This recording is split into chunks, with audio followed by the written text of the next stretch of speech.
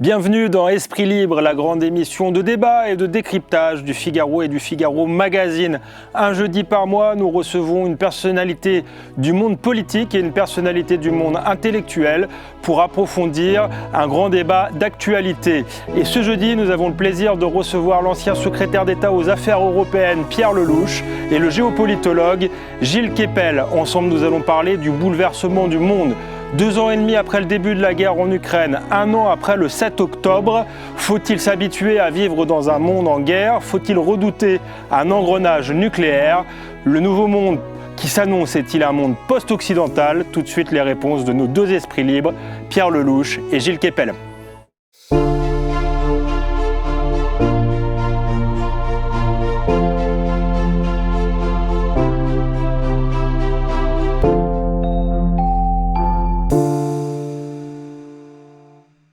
Bonjour. Bonjour. Ravi de vous recevoir dans Esprit Libre pour nous parler de vos livres respectifs. Pierre Lellouche, vous êtes l'auteur d'Engrenage, la guerre d'Ukraine et le basculement du monde. C'est aux éditions Odile Jacob. Et Gilles Kepel, vous signez Bouleversement du monde, l'après 7 octobre, aux éditions Plomb. Donc 2 livres qui parlent a priori de guerres bien distinctes et bien différentes, mais vous vous retrouvez tout de même sur un point. Ces 2 événements marquent chacun à leur manière un basculement du monde. Pierre Lellouche, vous voulez commencer ? Oui, je vais essayer, parce que ce sont des sujets très très complexes. La thèse de mon livre, c'est que, d'abord, cette guerre aurait pu être évitée. Elle est importante à la fois parce qu'elle touche un endroit très très particulier et central dans la stabilité de l'Europe, qui est l'espace compris entre l'Allemagne et la Russie.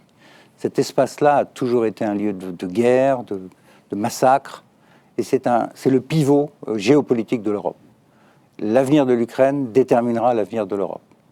Et de ce point de vue, rien n'est fait.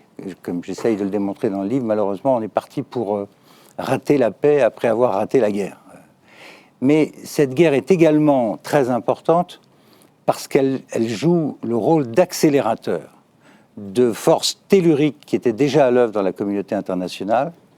Et de ce point de vue, elle entraîne et elle a métastasé ailleurs, et notamment au Proche-Orient. On retrouve les mêmes acteurs. Et la conclusion de ce qui est en train de se passer entre l'Ukraine et le Moyen-Orient en même temps, c'est qu'en fait, on a affaire à un unique théâtre stratégique qui va très très sérieusement complexifier la sécurité des Européens dans les années qui viennent.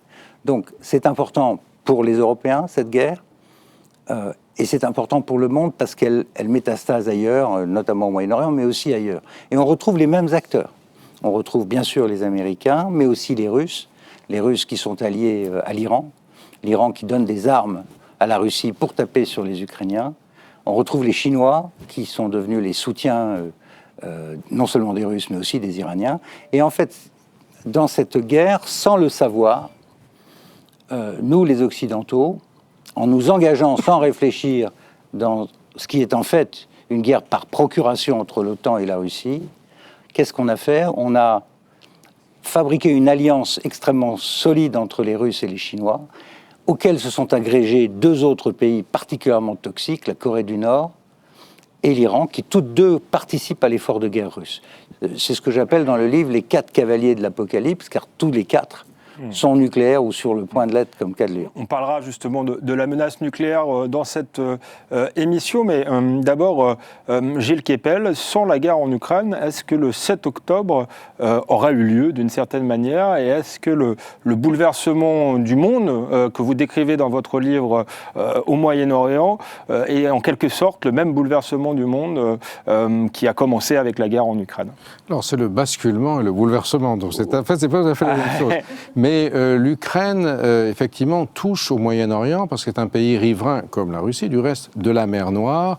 C'est-à-dire que derrière, on a on a la Géorgie, on a la Turquie, et donc on est dans le Moyen-Orient. L'Ukraine est à la fois un pied dans l'Europe d'une certaine manière, un autre dans le Moyen-Orient. C'est aussi ça qui fait le pont. Alors, bien sûr, la guerre en Ukraine est un élément important, Mais peut-être est-ce que je m'introduirai d'emblée un bémol au propos de Pierre Lellouche, c'est-à-dire que je ne suis pas complètement sûr que l'Iran aujourd'hui soit dans une position de force. Si c'est un cavalier de l'Apocalypse, alors c'est un cavalier dont le cheval est boiteux, puisque l'Iran, certes, a fourni des missiles Shahed à la Russie dans son offensive contre l'Ukraine. Du reste, c'est rare qu'un proxy ou qu'un mandataire fournisse des armes au chef. D'habitude, ça va dans l'autre sens. Les relations entre la Chine et l'Iran ne sont pas bonnes aujourd'hui. La Chine, furieuse de ce que l'Iran a mandaté les Houthis pour tirer sur tout ce qui bougeait en mer Rouge, c'est-à-dire que tous les bateaux de la voie chinoise de la soie qui apportaient cette bouteille d'eau, ce costume, ces chaussures jusqu'au Figaro sont obligés de passer par l'Atlantique et de passer 3 semaines de plus en mer. Les conteneurs s'empilent sur les docks de Nankin. Les Chinois ont cessé d'acheter le gaz et le pétrole iranien, achètent du russe et ont même reconnu la souveraineté des Émirats arabes unis sur les 3 îles du Golfe Persique, les 2 Tombes et Abu Moussa, que les Iraniens ont récupérées. Donc on est en fait dans une situation qui est assez complexe. L'Iran voudrait apparaître comme un membre de la grande coalition anti-occidentale, mais l'Iran ne va pas bien et l'hypothèse que je formule, qui demandera à être vérifiée, mais je la formule après un demi-siècle d'observation du Moyen-Orient, c'est que l'Iran aujourd'hui se trouve dans une situation qui n'est pas sans évoquer celle de la Russie en 1989, entre la défaite de l'armée rouge à Kaboul le 15 février et la chute du mur de Berlin le 9 novembre. C'est-à-dire qu'on voit bien qu'aujourd'hui, après la mort très suspecte de l'ancien président Raïssi, entre la frontière entre l'Azerbaïdjan et l'Iran, alors, on a dit que c'était un accident, mais on peut dire en tout cas que le temps était, si je vous m'autorisez cette plaisanterie, Mossad ce jour-là, car le Mossad est très présent en Azerbaïdjan, mais c'est possible que ce soit à l'intérieur même de l'establishment des gardiens de la Révolution qu'aujourd'hui, certains considèrent que si ça continue comme ça, la République islamique va dans le mur et c'est l'Iran lui-même qui va s'effondrer. Un réflexe un peu comparable d'une certaine manière au réflexe gorbatchevien après le fait que le moment où l'armée rouge est apparue comme un tigre de papier, si vous voulez, avec la défaite à Kaboul. Et donc aujourd'hui, je crois que précisément la faiblesse de l'Iran, le fait que le Hezbollah ait été détruit à ce point par un usage non seulement exceptionnel par Israël de l'intelligence artificielle, des ressources de la guerre postmoderne, etc., mais qui n'a peut-être pas suffi. Après la mort aussi de Haniyeh à Téhéran, dans le bunker des gardiens de la Révolution, c'est pas simplement une femme de ménage qui a été soudoyée pour mettre une boîte de chocolat qui a explosé. C'est difficilement crédible dans un endroit pareil. La mort de Nasrallah également n'a pas été complètement élucidée, c'est le moins qu'on puisse dire aujourd'hui. On a un peu le sentiment que le pilier iranien de l'opposition à Israël, de l'opposition aux Arabes et de l'opposition à l'Occident est en train aujourd'hui de vaciller, alors même qu'on avait le sentiment que le 7 octobre 2023 avait complètement tout cassé. Au fond, est-ce que ça n'est pas la démesure du Hamas de Sinwar qui a déclenché la razzia pogromiste du 7 octobre sans prévenir les Iraniens et le Hezbollah, qui a finalement créé une sorte d'engrenage dans lequel aussi bien l'Iran que le Hezbollah ont été entraînés alors qu'ils n'avaient pas les moyens véritablement d'affronter Israël et d'affronter les États-Unis. Et aujourd'hui, on voit cette situation qui est très préoccupante. Justement, ce qui est intéressant, c'est pour ça que je suis très heureux d'en discuter avec Pierre Lellouche ici, c'est l'articulation entre ces 2 fronts. Mais il me semble que l'Iran aujourd'hui est dans un état de faiblesse. Est-ce que ça reflète une faiblesse russe ou au contraire, est-ce que ça la compense ? Je n'en sais rien et c'est pour ça que je suis très heureux d'en débattre avec vous. La question alors à Pierre Lellouche. Je souhaite qu'au sommet de ces 50 ans d'expertise, Gilles ait raison. si l'Iran est vraiment affaibli, c'est une bonne nouvelle pour tout le monde, pas seulement pour Israël, c'est une bonne nouvelle pour le Liban, qui va enfin pouvoir sortir de cette prise d'otage où il est depuis 42 ans. C'est une bonne nouvelle pour Israël, parce que quand vous parlez aux Iraniens, ils veulent vraiment tuer Israël. Ils le disent, ils vous le disent en face. C'est une bonne nouvelle pour les États du Golfe. Maintenant, moi, je suis beaucoup plus circonspect. Je note quoi? Je note que... Vous voulez, je rappelle ça dans le livre. Dans les années 90, quand les relations ont commencé à se tendre avec les États-Unis, Primakov est devenu ministre des Affaires étrangères et il a inventé, ou il a réinventé, le tropisme eurasiatique de la Russie. Et c'est lui qui, pour la première fois, a dit puisque les Américains ne veulent pas nous reconnaître comme une puissance à égalité avec eux, et qui considèrent que nous sommes plus rien, une puissance régionale, c'était la thèse à l'époque de l'administration Clinton, puis Obama, etc., Primakov réoriente la Russie vers un axe Chine, le pays le plus peuplé du monde, et Iran, pays musulman le plus robuste du monde. Et cet axe-là, à trois, va être concrétisé par des liens entre la Chine et l'Iran, un accord stratégique, l'achat du pétrole iranien sous sanction par la Chine pendant des années, et puis par des accords de coopération militaire. J'ajoute, et c'est ça qui est grave, c'est une des choses graves que je décris dans ce livre, parce que l'une des conséquences de la guerre d'Ukraine, ça va être de relancer la prolifération nucléaire. L'Ukraine était supposée être protégés par des garanties qui n'ont jamais été là. On leur a demandé de se dénucléariser, ils se sont dénucléarisés, et au final, ils se retrouvent nus face à la puissance russe. Donc il va y avoir une poussée de prolifération. En Iran, la prolifération, elle a commencé il y a 50 ans, sous le Shah. Et ce programme a été maintenu au fil des années. Sauf que, dans les années 2000, pendant 13 ans, nous, les Européens, les Français étaient particulièrement actifs d'ailleurs, on a essayé de fabriquer un accord international pour contrôler le programme nucléaire iranien. Mais on l'a réussi à le faire en 2015 avec la participation des Américains, mais aussi des Russes et des Chinois. L'une des choses qui a sauté avec la guerre d'Ukraine, c'est l'aide des Russes et des Chinois, qui, au lieu de bloquer le programme nucléaire iranien, y contribuent, surtout les Russes. Donc on a en fait une nucléarisation qui continue. Alors, je souhaite que Gilles ait raison, je souhaite que le régime soit très affaibli, et Dieu sait que il y a beaucoup de gens en Iran, notamment la jeune génération. C'est un peu comme en Turquie en même temps. Vous avez une partie rurale qui est très religieuse, très attachée aux traditions chiites, comme en Turquie. Et en Turquie, vous avez aussi une partie occidentale.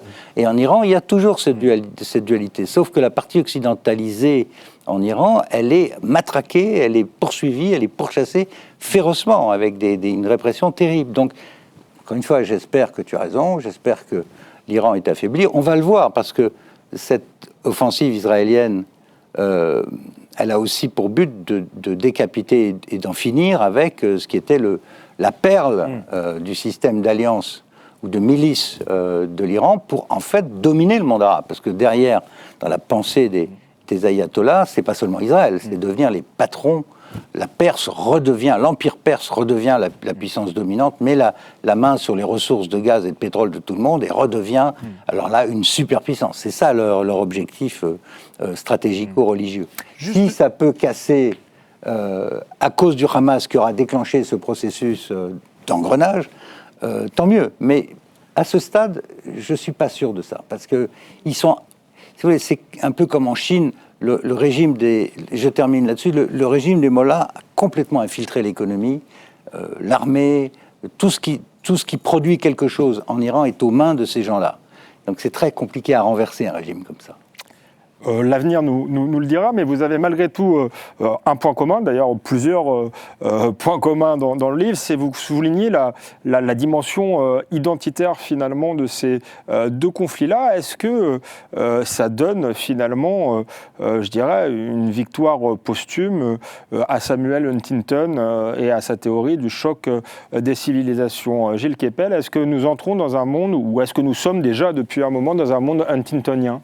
En tout cas, on n'est pas dans le monde de Fukuyama, c'est-à-dire qu'il n'y aura que des démocrates et des républicains partout. Du reste, c'est assez extraordinaire, parce que regardez l'élection américaine aujourd'hui, qui est totalement tordu par ces histoires de grands électeurs, le Hezbollah détruit à Beyrouth Sud peut-être gagner le Michigan, puisque vous avez plusieurs centaines de milliers d'électeurs arabo-américains dans le Michigan, dont un certain nombre sont des chiites libanais, qui vont peut-être faire la victoire, paradoxalement, de Trump, puisque les Arabes américains détestent Kamala Harris, puisqu'elle est la vice-présidente de Biden, qui vient de redonner 8,5 milliards de dollars d'équipement militaire mercredi dernier à Israël, ce qui est quelque chose de complètement paradoxal. Trump est le meilleur ami de Bibi Netanyahou, mais ouais, donc on est dans un monde, c'est d'où le bouleversement du monde, justement. Alors c'est la question basculement au bouleversement. On n'est pas loin, mais on n'est pas tout à fait la même métaphore, parce que dans nos sociétés, justement, les polarisations identitaires, comme vous le disiez à l'instant, Alexandre, sont en train de remplacer les oppositions sociales. On avait une espèce d'opposition, disons, longitudinale où c'était l'Est contre l'Ouest, le travail contre le capital, et désormais on a une exposition latitudinale, c'est-à-dire c'est le Sud contre le Sud global entre guillemets contre le Nord. Avec justement cette affaire a été cristallisée lors des lendemains du 7 octobre, où l'offensive israélienne à Gaza, avec ses 40 000 plus morts aujourd'hui, 100 000 blessés, 2 millions de déplacés, a été décrite, pensée par les artisans, les porte-paroles du Sud global, comme le génocide par excellence, c'est-à-dire le génocide des Juifs par les nazis, qui avait été le socle des fondements moraux du monde après 1945, sur lequel l'Est et l'Ouest étaient d'accord. Après, ils se sont dit, c'est votre faute, mais ils n'avaient pas remis ça en cause. Aujourd'hui, c'est remis en cause en disant, au fond, ce génocide, oui, c'est il y a longtemps, c'est pas sûr, le complotisme a fait son travail. D'abord, ça ne concernait que des Blancs. Le monde n'est plus blanc, enfin, les Blancs ont peu d'enfants aujourd'hui, les Européens.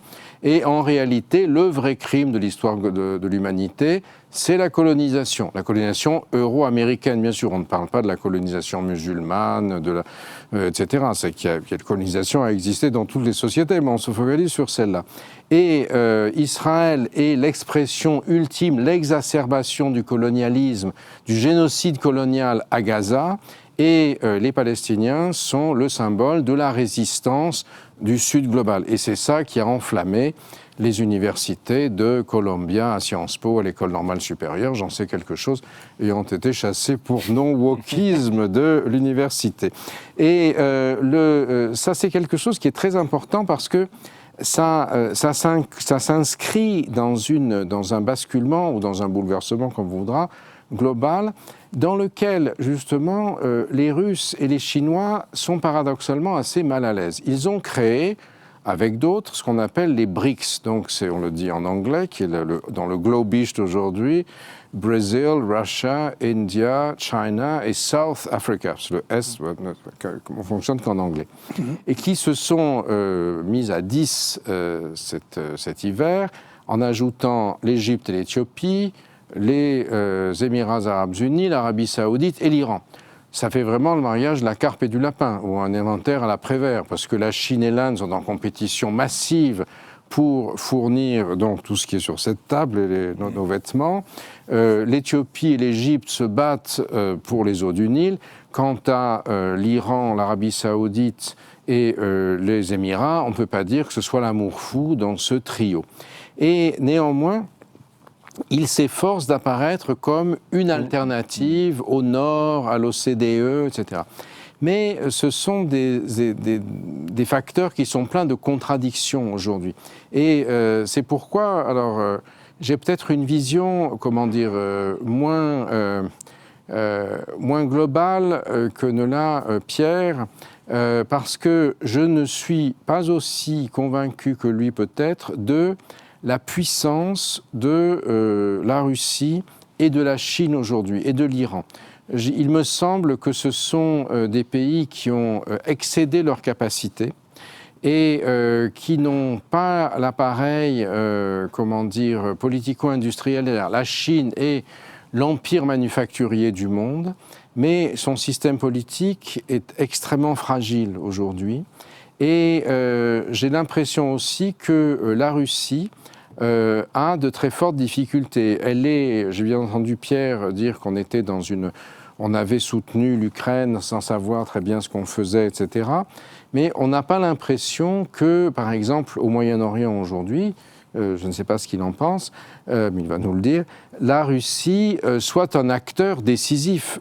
Si l'Iran est en train d'aller si mal, c'est parce que la Chine l'a boudé. La Chine achète désormais son pétrole aux Russes. Ils ne veulent plus entendre parler des Iraniens qui ont bloqué la route de la soie en mer Rouge. Et est-ce que la Russie est encore aujourd'hui un acteur qui peut soutenir qui que ce soit au Liban, en Syrie et en Russie? Point d'interrogation. Moi, je crains que ce soit, avant même l'effondrement de l'Iran, s'il advient, le régime d'Assad aujourd'hui ne tient plus que par des ficelles. Si le Hezbollah, qui assurait la police au service de Bachar el-Assad, et les conseillers iraniens, les pasdaran qui se sont fait liquider par les frappes israéliennes ne sont plus là, l'avenir du système syrien n'est pas fort. Pierre Lelouch. Je vais essayer de reprendre, parce que Gilles Kepel a dit beaucoup de choses, je vais essayer de reprendre les problèmes un après l'autre. D'abord, sur la question de l'identité. L'un des thèmes de mon livre, c'est que, malgré tout ce qu'on a dit et écrit sur la mondialisation, depuis 30 ans. Il faut se rappeler que quand je parle de basculement du monde, c'est que il y a 30 ans, on basculait vers le monde heureux. Oui, le nouveau monde globalisé. Après la chute du mur de Berlin, c'était la fin de l'histoire. La mondialisation voilà, heureuse. La mondialisation heureuse. Bon, il y a eu 30 ans où on pensait, notamment chez McKinsey, qui est quand même très couru dans ce pays, que à force de consommer tous du Coca-Cola, des hamburgers, d'écouter tous Mylène Farmer ou je ne sais qui, voilà. tout le monde serait pareil, et que les peuples seraient interchangeables, c'est le peuple de consommateurs interchangeables. Donc, vive l'Europe sans frontières, etc. C'est pas du tout ce qui s'est passé. Sous le vernis de la mondialisation, les pulsions identitaires n'ont jamais été aussi fortes qu'à présent. Les points communs entre la guerre de ce que j'appelle la guerre de sécession d'Ukraine par rapport à la Russie, ou Gaza et Israël sur le même territoire, les Palestiniens et les Israéliens, et combien d'autres exemples, au Soudan ou ailleurs, le fait identitaire est absolument majeur aujourd'hui. Et ça et le côté décomplexé de l'usage de la force augure d'un monde extrêmement violent. C'est la fin des 30 années heureuses, et quand je dis basculement du monde, on rentre dans un monde beaucoup plus chaotique, où, en partie en raison de la domination américaine, surtout par le biais des sanctions, on a vu arriver, autour de la guerre d'Ukraine, à la constitution d'une tentative de modèle alternatif. C'est une tentative encore, mais les BRICS, c'est à terme, c'est-à-dire dans moins d'une génération, 50% du PIB mondial, contre 20 pour les anciens riches de l'Occident. Donc il y a un déplacement de la richesse, de la démographie, qui fait qu'en face de nous, on va voir arriver des puissances en effet hétérogènes, l'Inde, la Chine, le Brésil, l'Afrique du Sud, le Nigeria et quelques autres, la Turquie même, qui veut rejoindre aussi les BRICS, qui ont tous des accords, bien sûr, tous des intérêts nationaux, mais ils ont une chose en commun. Ils en ont marre du monde dominé par les Occidentaux et singulièrement par les Américains. Et la guerre d'Ukraine a vu qu'on croyait, nous battre au nom de nos valeurs, les droits de l'homme, la souveraineté des États, etc. On a vu que le Sud ne suivait pas. Et le Sud ne s'est pas associé aux sanctions contre la Russie, bien au contraire. Et là, je fais la démonstration dans mon livre. C'est grâce au Sud, et notamment à l'Inde, à la Chine et à quelques autres, que la Russie est encore debout et continue à vendre son pétrole, son gaz, ses engrais, y compris en France, etc., etc. Donc, en face de nous, on va avoir un bloc hétérogène, mais soudé par l'idée qu'il faut en finir de la domination occidentale. Et là où je rejoins complètement, d'ailleurs, on a des chapitres qui sont presque identiques, sur le fait que le Sud global utilise la guerre palestinienne et le juif comme une sorte de super blanc, comme le porte-avions de la colonisation occidentale, et que l'heure aujourd'hui est à la revanche, à la décolonisation. Et là où ça fait mal, c'est quand ça commence à infecter les cerveaux dans nos propres écoles, en partie à cause de l'immigration de masse chez nous, en partie aussi à cause du fait que l'extrême gauche a trouvé un nouveau peuple. L'extrême gauche a découvert que les usines sont parties en Chine, mais que les mosquées sont arrivées en France. Donc vive le peuple nouveau, qui est le peuple de l'immigration. Donc on est pris dans cette tenaille. Si vous ajoutez à ça, s'agissant de l'Europe, qu'on est en train de décrocher économiquement massivement des États-Unis et de la Chine, et j'ai un chapitre sur ça qui montre à quel point le PIB européen est devenu la moitié du PIB américain, alors que nous étions au même niveau il y a 30 ans. On a raté un certain nombre de rendez-vous majeurs. On n'est pas dans les techs, par exemple. On n'a aucune société européenne parmi les GAFAM. On est en train de perdre la course à l'espace à cause de M. Musk, etc., etc. Et en plus, les Américains, en plus de sanctionner les Russes, nous ont sanctionné nous, avec leur Inflation Reduction Act, qui fait que les boîtes européennes sont littéralement aspirées vers les États-Unis. Donc on a un méga problème de compétitivité, et en plus de nudité militaire, parce que pendant les 30 ans heureuses, on a organisé un désarmement systémique de l'Europe. Faut quand même imaginer. Dont l'Allemagne est la preuve la plus flagrante. Non, mais il n'y a pas que l'Allemagne. L'Angleterre et la France ne peuvent déployer qu'à peine 200 chars de combat. 200. Et 150 avions. 10 bateaux. 10 frégates. C'est rien par rapport au problème ce qu'on voit aujourd'hui, ne serait-ce que sur le front ukrainien, où là, c'est des centaines et des centaines de milliers de chars qui ont été détruits déjà depuis 2 ans. Donc on a un gigantesque problème de retrouver notre compétitivité, c'est le rapport Draghi, de trouver les moyens de reconstituer un système de sécurité en Europe à un moment où, quel que soit le vainqueur aux États-Unis, l'Amérique, elle est en train de tourner les talons parce que son problème principal s'appelle la Chine.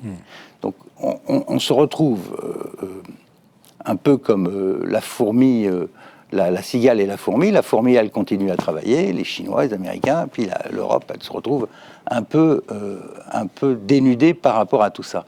Et sans en être consciente. Et je termine, si j'ai encore une minute, sur l'après-guerre. Un jour ou l'autre, il va y avoir une fin à cette guerre. Toute guerre a une fin. L'après-guerre en Ukraine. Et l'après-guerre en Ukraine n'est pas du tout préparée aujourd'hui, et c'est une question absolument fondamentale. Qui va gérer l'espace entre l'Allemagne et la Russie? Jusqu'ici, c'était un partage entre l'OTAN et la Russie, et nous avions accepté, nous, que ça reste du côté russe. En 91, on trouve encore George Bush père qui refuse l'indépendance de l'Ukraine. On trouve François Mitterrand à Kiev, qui explique que Kiev est le cœur historique de la Russie. Donc c'est vous dire que personne ne voulait toucher à l'Ukraine dans l'histoire du XXe siècle, ni en 1917, au moment de la Révolution russe, ni en 1945, au moment où Staline fait les frontières actuelles de l'Ukraine. Arrive ensuite cette période d'élargissement de l'OTAN, et le fils Bush qui dit il faut que l'Ukraine rentre dans l'OTAN, au nom du principe du libre accès à la porte ouverte, etc. Sarkozy et Merkel, en 2008, ont essayé de dire aux Américains c'est pas une bonne idée, ça va déclencher la guerre. Le sommet de Bucarest s'est terminé sur l'idée que l'Ukraine avait la Géorgie à rentrer dans l'OTAN. Ça a donné la guerre en Géorgie 4 mois plus tard, et ça a donné la Crimée en 2014. Puis la guerre de 2022. Donc le fond du sujet, c'est comment on va gérer la suite. Très probablement aujourd'hui, je ne veux pas faire de peine aux Ukrainiens qui se sont battus avec beaucoup de courage, et beaucoup avec notre argent et nos armes. On a quand même mis 300 milliards d'euros dans cette histoire, entre les Américains et les Européens. Aujourd'hui, l'Ukraine souffre de manque d'hommes et de manque de matériel qu'on n'arrive même plus à fournir, parce que les usines sont arrêtées en Europe, faute de commandes. Donc à un moment, il faudra que ça s'arrête. Pour que ça s'arrête, il faut qu'il y ait un accord territorial entre les deux parties, et puis surtout, il faut qu'il y ait des accords de garantie pour la sécurité de l'Ukraine après la guerre. Question, est-ce que les Américains vont accepter de prendre l'Ukraine dans l'OTAN? Et le paradoxe absolu de cette histoire, c'est qu'après avoir fait cette guerre au nom du droit de l'Ukraine d'entrer dans l'OTAN, on ferme la porte à l'OTAN. Les États-Unis ne veulent pas entendre parler de l'entrée de l'Ukraine dans l'OTAN. Zelensky, le week-end dernier, a essayé d'obtenir ça, en même temps que des armes à longue portée pour frapper à l'intérieur de Russie. Il a obtenu un 0 sur les 2 choses qu'il demandait. Est-ce que l'Europe va pouvoir s'occuper de la sécurité de l'Ukraine? Alors, Madame von der Leyen, soutenue par Monsieur Macron et tous les autres, ont dit l'Ukraine rentre dans l'Union européenne. Sauf que qui va payer? Il y en a au moins pour 700 milliards pour reconstruire ce pays. Et puis il y a une clause de sécurité dans l'Union européenne qui fait que si l'Ukraine est agressée, il faut que le reste de l'Europe s'en occupe. Avec quels moyens? Où est le réarmement de l'Europe? On entend beaucoup parler de l'économie de guerre, etc. Où est le réarmement de l'Europe? Pierre Lellouche a une vision, on le voit, assez pessimiste du nouvel ordre mondial, d'une certaine manière, un nouvel ordre mondial qui serait, si ce n'est post-occidental, post-européen. Est-ce que vous partagez ce point de vue, Gilles Kepel? Et puis, pour en revenir au sujet de votre livre qui est l'après 7 octobre, est-ce que finalement la guerre, parfois jugée musclée que mène Israël, au-delà de la guerre, d'être une guerre régionale, est aussi une guerre de défense du monde occidental? Alors, c'est une guerre régionale, effectivement, dont on n'a pas encore vu l'aboutissement, puisque la grande question, c'est de savoir ce qui va se passer en Iran. Si l'Iran bascule, c'est-à-dire si la République islamique cesse d'exister comme telle, d'être une entité hostile à l'Occident, se réconcilie avec le monde sunnite de l'Arabie, de la péninsule arabique, à partir de ce moment-là, on est dans une nouvelle dynamique. C'est-à-dire que finalement, les accords d'Abraham transformés, c'est-à-dire avec un État palestinien reconnu, veulent dire, cela signifie que l'Arabie saoudite peut investir ses fonds pour la reconstruction de la région et créer une sorte de hub global. Mais l'Iran, revenant là-dedans, si ça n'est plus un État terroristo-militaire qui fait peur à ses voisins, l'Iran, c'est une société civile beaucoup plus sophistiquée que les pays du Golfe, c'est des centaines de milliers d'ingénieurs et de médecins, et puis c'est aussi tout le pétrole et le gaz iranien qui sont jusqu'ici sur embargo, qui vont être librement dans le marché, donc ça va mener vers un effondrement des cours. Il y aura beaucoup plus d'hydrocarbures sur le marché, et donc la région va avoir beaucoup moins d'argent. Et tout ça, c'est quelque chose, ce sont des paramètres qu'il faut prendre en compte, qui sont d'une certaine manière, paradoxalement, moins idéologiques que ceux que Pierre a décrits dans la situation russo-ukrainienne. Et il me semble aussi que c'est quelque chose qui a une incidence sur nos propres sociétés. Pierre a eu une métaphore tout à l'heure, on a fermé les usines et on a eu des mosquées. Et effectivement, bon, c'est une manière de dire les choses, mais en fait, c'est cette polarisation identitaire qui est aujourd'hui en train de tarauder nos sociétés. Alors, on pensait que c'était seulement en Europe. C'est-à-dire qu'en Europe, la question de l'immigration et la question de l'islam, la question du djihadisme, finalement, tout ça était mélangé. On pensait aux États-Unis, c'est différent. La question migratoire, ce sont les latino-américains qui traversent le Rio Grande. Quant aux Arabes américains, ils viennent avec des visas, ils sont intégrés dans la société, ils vont faire quelque chose. Or, quand on voit que désormais le Michigan va peut-être déterminer l'élection américaine du fait de la présence d'une communauté arabe structurée et qui se détermine par rapport aux enjeux de ces pays d'origine plus par rapport aux pays du gallon d'essence ou du prix de $. Voilà, c'est ça, du loyer. Donc là, on est dans un changement massif des paradigmes. Mais il me semble que justement, toute la difficulté, c'est d'arriver à penser tout à la fois. On est dans une situation très paradoxale puisque les États-Unis, aujourd'hui, sont présents en arrière-plan, mais ce qui fait que Netanyahou a pu mener la politique militaire qu'il a menée, être complètement désinhibé, c'est-à-dire je me focalise sur la victoire militaire.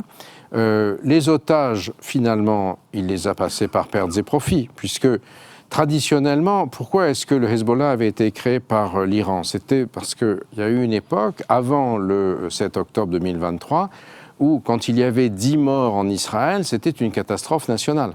Et le Hezbollah et Hamas, quand il fait le 7 octobre, se dit on prend 250 otages, c'est formidable, on tient les Israéliens, ils sont complètement inhibés. D'où les conflits autour du cessez-le-feu.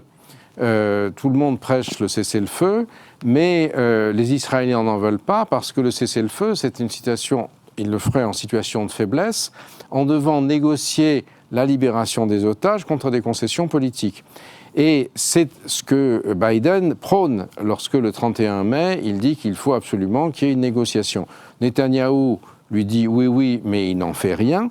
Lui, il est focalisé sur la victoire militaire et il arrive aujourd'hui à la liquidation du Hezbollah, qui est, outre la dimension proprement militaire, dont on vient de parler, Nasrallah, c'est un personnage extrêmement important. Il a été là depuis 32 ans. Ça n'est pas simplement le chef du Hezbollah, c'est un personnage quasiment messianique. Et à Beyrouth aujourd'hui, vous avez un certain nombre de chiites qui ont fui le sud et qui disent « non, il n'est pas mort, il s'est simplement occulté ». C'est le messie du chiisme qui s'est occulté et qui va revenir pour remplir le monde de lumière et de justice, alors qu'aujourd'hui, il est plein de ténèbres et d'injustice, voyez. Et dans ce contexte, Netanyahou a mis à profit le fait qu'il n'y a plus de pilotes, en tout cas jusqu'au mois de janvier, dans l'avion américain. Biden a jeté l'éponge et Kamala Harris et Trump pèsent au trébuchet les voix. Traditionnellement, dans la période électorale américaine, c'était gagnant-gagnant pour Israël, puisque les démocrates et les Américains, pour avoir l'électorat juif ou le fantasme de l'électorat juif, du financement de la campagne par les pro-israéliens, étaient tous dans la surenchère pro-israélienne. Maintenant, il y a les Arabes du Michigan qui viennent perturber le système, ce qui est, d'une certaine manière, une façon pour les États-Unis de se trouver dans la situation européenne. Mélenchon fonctionne aujourd'hui sur une logique islamo-gauchiste. Je laisse François Ruffin la décrire lui-même. Il a expliqué comment il fallait distribuer les tracts à une catégorie de la population basée sur un phénotype ethnico-religieux, si vous voulez, pour être élu. Laissons tomber la classe ouvrière blanche, entre guillemets, qui a basculé sur le Front National. Et nous, on va s'adresser aujourd'hui à une population dont on est sûr qu'elle nous fournisse. Ce qui aboutit à une polarisation identitaire avec, en face, une cristallisation qui vomit à l'extrême droite le grand remplacement, si vous voulez, et on vient de voir la déclaration de politique générale du Premier ministre Michel Barnier. Je suis assez vieux pour n'avoir jamais vu ça dans la Ve République, c'est-à-dire un gouvernement qui est suspendu entre la motion de censure des deux extrêmes, qui, si par un moment miraculeux qu'elles se réunissaient, le gouvernement ne pourrait plus survivre. On est dans une situation de fragilité extrême qui s'inscrit dans ce bouleversement global de l'ordre du monde. C'est pourquoi j'ai utilisé la sémantique la différence entre le basculement et le bouleversement. C'est vous qui allez résoudre cette question, Alexandre. Mais moi, je crois qu'on a, si vous voulez, une espèce de projection sur nos propres sociétés, à l'intérieur de nos propres sociétés, des clivages identitaro-culturels qui se produisent dans le reste du monde. Et c'est ce que disait Pierre tout à l'heure, les BRICS, c'est 50% bientôt du chiffre d'affaires mondial, etc. Alors la question, c'est de savoir dans quelle mesure ça a la même signification, le chiffre d'affaires de la Chine plus celui de l'Inde, plus celui de l'Afrique du Sud, et celui de l'Europe plus des États-Unis.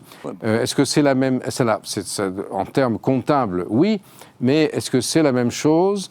Est-ce que ce sont des sociétés du même type ? Est-ce que la fragilité de régimes autoritaires qui peuvent s'effondrer plus facilement est la même chose que la pérennité des démocraties ? En même temps, nous avons aujourd'hui des systèmes démocratiques, je viens de le dire à l'instant, dont on ne peut pas dire qu'ils nous exaltent particulièrement. Je fais quasiment la réponse de Pierre avant, c'est que oui. On n'a jamais vu une fragilité pareille en Occident. Jamais. Bien sûr, oui. Mais si vous faites le tour d'horizon des gouvernements en Europe, c'est franchement pas glorieux. Hein.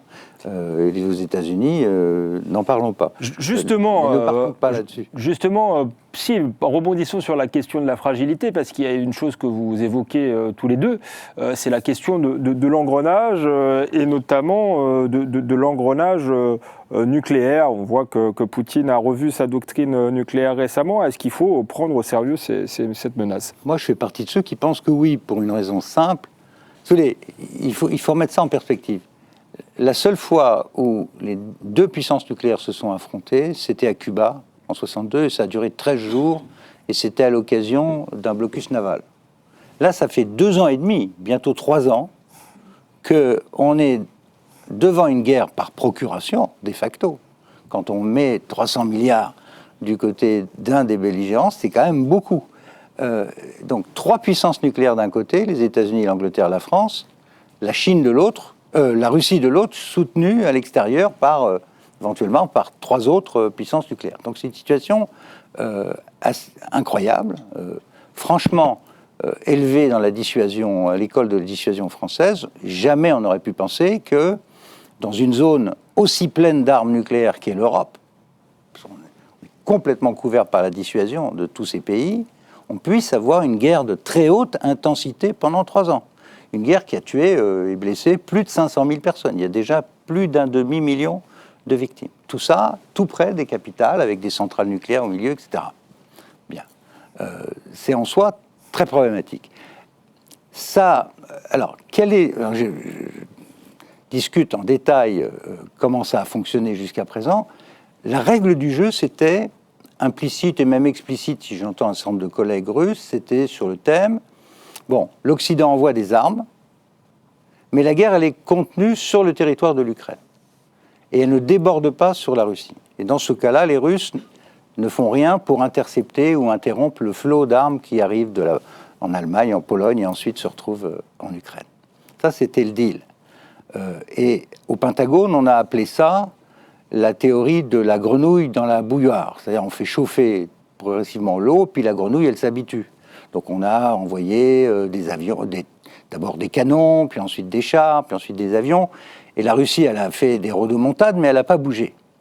Là, on est depuis quelque temps, alors qu'on est dans la 3e année de guerre et que ça devient de plus en plus difficile pour les Ukrainiens, la tentation d'escalade, elle monte, surtout du côté ukrainien. Et qu'est-ce qu'ils veulent ? Ils veulent évidemment une protection supplémentaire, donc une espèce de garantie rentrer dans l'OTAN après la guerre, mais ils veulent surtout être capables de frapper en profondeur le territoire russe de façon à forcer les Russes à s'asseoir à la table de négociation. Et pour ça, il faut des missiles, pas seulement des drones qu'ils développent eux-mêmes, et ils ont attaqué déjà Moscou et autres avec des drones à eux, parce que pas sous-estimer le potentiel de l'industrie de guerre ukrainienne qui était considérable pendant la guerre froide. Ils fabriquaient des Antonov, fabriquaient des missiles. C'est un pays qui est très, très sophistiqué en matière d'industrie de défense. Mais il leur faut des missiles. Et ces missiles, qui est-ce qui les a ? Les Allemands, avec les missiles Taurus, 500 km, ils refusent de les livrer. Les Franco-Britanniques, avec le Scalp ASMP, qui est envoyé... le Scalp, j'appelle ça Storm Shadow, fabriqué par MBDA, qui fait 350 km de portée, et que là, les Ukrainiens ont utilisé sur la mer Noire et sur le QG de la marine russe. Et puis, il y a les fameux ATACMS et même les missiles de croisière à longue portée que les Ukrainiens veulent importer des États-Unis pour frapper à l'intérieur de la Russie. Si on fait ça, à mon sens, et là les Russes le disent clairement, s'il y a une attaque par des armes conventionnelles émanant de puissances nucléaires contre la Russie, il y aura un problème. De la même façon, Monsieur le Président Macron a eu l'excellente idée au mois de février dernier de dire, là encore, c'est le début de la panique en Europe sur l'état des choses sur le terrain, pour réveiller un peu les esprits, pourquoi ne pas envoyer des soldats occidentaux, voire des soldats français, faire la guerre en Ukraine ? Si on envoie des soldats de l'Alliance en Ukraine, on est dans la co-belligérance. Il y aura des morts et on est en état de guerre. Les Américains ont immédiatement dit absolument pas. Biden a toujours dit hors de question pour moi de faire la Troisième Guerre mondiale. Je soutiens l'Ukraine, mais je veux pas de Troisième Guerre mondiale. Simplement, le problème de la guerre, c'est que on sait comment on entre, on ne sait pas comment on en sort. Il y a ce qu'on appelle le brouillard de la guerre, et l'évolution du champ de bataille génère ses propres évolutions, y compris politiques. Donc il y a une forte pression des Ukrainiens pour obtenir ces armes à longue portée pour frapper les Russes. Et puis il y a des gens qui commencent à dire peut-être que ce serait pas mal d'envoyer des soldats occidentaux parce que sinon les Ukrainiens vont perdre. Et c'est pour ça que je dis que cette situation peut dégénérer. Faire très attention. L'idéal, ce serait de remettre tout le monde autour de la table. Je rappelle dans le livre que quelques semaines après le 22 février 2022, donc juste après l'invasion, Russes et Ukrainiens se sont réunis pour essayer d'en sortir. D'abord en Biélorussie, puis en Turquie, avec une médiation turque à Antalya, et je publie dans le livre l'essentiel de l'accord qui était... Il y avait presque un accord. En avril 2014, la guerre aurait pu s'arrêter. Sauf qu'elle ne s'est pas arrêtée pour un tas de raisons. L'une d'entre elles, c'est que les Ukrainiens commençaient à gagner, ils n'avaient peut-être pas envie de s'arrêter. Il y a eu Boutcha et la révélation des massacres à Boutcha. Il y a eu aussi Boris Johnson qui est arrivé à Kiev en disant il faut surtout jamais traiter avec Poutine, c'est un meurtrier, etc. Et puis il y a surtout le fait que tout ça ne fonctionne que s'il y a des garanties de sécurité. C'est-à-dire que les Américains, les Européens doivent apporter à l'Ukraine des garanties précises de sécurité pour le jour où les Russes seraient tentés de recommencer. Et ces garanties-là, en 2022, on n'a pas voulu ou su les proposer. En 2024 ou 2025, c'est la question qui va se poser. Comment est-ce qu'on construit une paix durable? Pas seulement, comme on disait en 1918, on referme la plaie en laissant l'infection dedans, mais comment est-ce qu'on vide l'abcès et comment on essaye de trouver un ordre de sécurité stable pour l'avenir? C'est ça la question qui est devant les dirigeants européens aujourd'hui, et c'est une question à laquelle ils ne réfléchissent absolument pas. Madame von der Leyen, son seul réflexe, c'est de dire on élargit. On va prendre l'Ukraine, on va prendre la Géorgie, on va prendre... Mais l'élargissement en tant que tel ne veut rien dire, surtout que ça prend des années, des années. La question, c'est comment est-ce qu'on organise la sécurité en Europe? Comment est-ce qu'on reprend langue avec l'ennemi? Comment est-ce qu'on stabilise l'Ukraine? Voilà la question qui est posée. Elle est concomitante avec ce qui se passe au Proche-Orient, puisque les deux sont des foyers terribles. En Afrique du Nord. Et en Afrique du Nord. Le pire serait de laisser des plaies purulentes au centre de l'Europe au moment où les Américains sont tentés de partir. Parce que la tendance lourde aux États-Unis, c'est de sortir. Surtout si Trump et Vance occupent la Maison-Blanche, ils ont dit tout à fait clairement que les États-Unis ne peuvent pas financer ni traiter une guerre à Taïwan face à la Chine, et le Pacifique, et l'Europe. Donc aux Européens de s'occuper du problème ukrainien. L'ennui, c'est qu'on ne le fait pas. Et c'est ça que j'ai voulu faire dans ce livre, c'est de lancer un signal d'alarme. Ok, cette guerre, on aurait pu l'empêcher, on ne l'a pas empêchée. On aurait pu la stopper, on ne l'a pas stoppée. Mais maintenant, il est temps vraiment, de se focaliser sur la façon dont on va gérer la suite. Parce que si on ne la gère pas, le paradoxe, c'est qu'on va avoir une Ukraine ruinée économiquement, politiquement extrêmement instable, et figurez-vous, surmilitarisée. De loin, l'armée la plus puissante de l'Europe de l'Ouest. Comment est-ce qu'on gère ça? Sachant qu'il y a en Ukraine une partie de la population qui est férocement anti-russe. En 1945, quand Staline a repris le contrôle de la totalité de l'Ukraine, la guérilla nationaliste ukrainienne a continué à se battre jusqu'en 1955. Ça veut dire que la haine ethnique entre les Ukrainiens et les Russes va être une force extrêmement lourde et dominante des années qui viennent et à laquelle il faut absolument travailler. Et je suis consterné de voir, surtout aujourd'hui en France où il n'y a plus de majorité, il n'y a plus de parlement, on ne parle plus de rien, à quel point les trains sont en train de passer à côté de la France où nous ne disons plus rien, ni d'ailleurs sur le Liban, ni sur cette affaire. C'est bientôt la fin de cette émission. Il nous reste 4 minutes, Gilles Kepel, pour conclure. On parlait d'engrenage. L'engrenage que décrit Pierre Lellouche pour cette guerre d'Ukraine. Est-ce qu'un engrenage similaire peut exister au Moyen-Orient? L'engrenage que vous avez décrit jusque-là est presque positif dans la tragédie, dans le sens où la tragédie du 7 octobre a amené une réaction d'Israël qui pourrait peut-être faire tomber le régime iranien, mais le régime iranien, on l'a dit, poursuit un programme nucléaire. Est-ce qu'il n'y a pas un risque, malgré tout, à poursuivre cette guerre?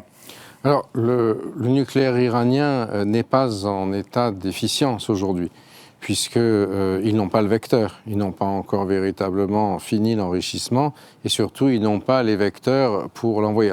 Alors, s'ils l'ont, ils vont peut-être l'utiliser. Ils ont aujourd'hui, pardon de t'interrompre, mais très rapidement, même de l'Agence internationale d'énergie atomique, ils ont au moins 450 kilos d'uranium enrichi et de quoi faire 3 bombes. Et ils ont des missiles. Ils peuvent avoir des bombes assez rudimentaires. Larguées par avion, ça peut faire extrêmement mal. Hein. Oui, mais ils peuvent aussi, avant, être mitridatisés par les autres. Donc, je crois que là, on est justement dans un cas d'école. C'est difficile d'aller plus loin dans le raisonnement, mais on va voir dans les prochains jours. On est au bord de l'abîme. Est-ce que l'establishment iranien va reculer et dire c'est pas ce qu'on veut, puisque même si on arrive à envoyer une bombe nucléaire, ça veut dire qu'après on est fini, et donc il vaut mieux se débarrasser de la République islamique et faire en sorte que l'Iran fonctionne normalement. Et du reste, je suis convaincu qu'ils ont les yeux sur ce qui se passe dans le conflit entre l'Ukraine et la Russie. Les Iraniens, ils essayent de réfléchir par rapport à ça. Où sont leurs allégeances? Est-ce que finalement il faut qu'ils soient aux côtés des Palestiniens ou au contraire qu'ils s'inscrivent dans une espèce de zone de prospérité future du Moyen-Orient au moment où l'Europe est en train de dégringoler, où l'Extrême-Orient est en train de monter? C'est vraiment le bouleversement, la redistribution des cartes. C'est ça que je voulais essayer de montrer dans le livre, c'est que au fond, l'ordre du monde tel qu'il a été construit en 1945, aujourd'hui, n'est plus fonctionnel. Alors, est-ce que... vous êtes d'accord sur ce point?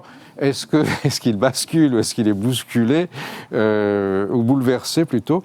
Ça, on va le voir, mais je crois qu'effectivement, les deux enjeux, si vous voulez, il faut arriver à penser les deux, mais c'est difficile parce que connaître le Moyen-Orient, ça demande quand même une certaine expérience, connaissance des langues, connaître la Russie et l'Ukraine aussi.